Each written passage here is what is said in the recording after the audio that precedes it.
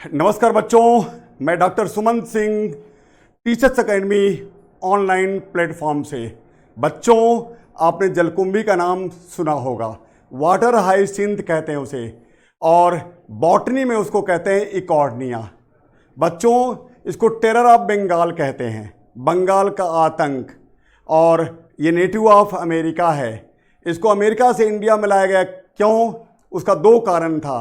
पहला कारण था कि introduce into India because of beautiful flower and shape of leaf. इसका खूबसूरत फ्लावर था और इसके लीफ का शेप इतना अच्छा था कि वो अट्रैक्ट कर रहा था।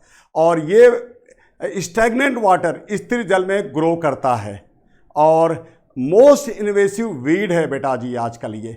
इसमें जो वेजिटेटिव प्रोपेगेशन होता है वो ऑफसेट के द्वारा होता है, ऑफसेट के द्वारा होता है वेजिटेटिव प्रोपेगेशन, वर्धी जनन। इसमें फ्लोटिंग रूट्स भी पाई जाती है इकॉर्निया में। और इसको बंगाल का आतंक कहा जाता। क्यों कहा जाता बेटा जी टेरर ऑफ बंगाल?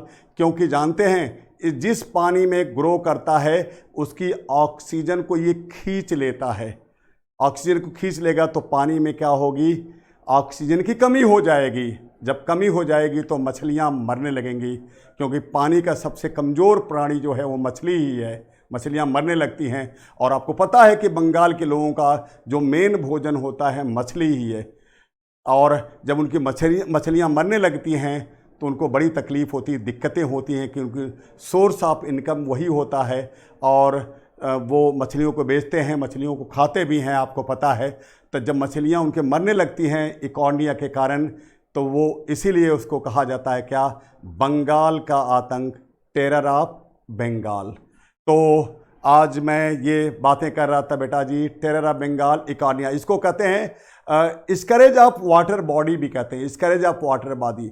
मतलब वाटर बॉडी के लिए बहुत बड़ा संकट है, ये विपत्ति है। जिस वाटर बॉडी में ग्रो कर जाता है इतने तेज़ी से फैलता है ये कि आप जितना तेज़ी से इसको निकालेंगे उससे ज़्यादा तेज़ी से ये फैलता है, तो निकालना बड़ा मुश्किल हो जाता है। तो ठीक है बेटा जी, आज मैं बात कर रहा था इकॉर्निया की। अगले दिन फिर एक दूसरे जो वीड है, अनवांटेड प्लांट है, उस पर मैं बात करूँगा। तो ओके बेटा जी, थैंक यू बेटा जी, थैंक यू बेटा जी, थैंक यू बेटा जी।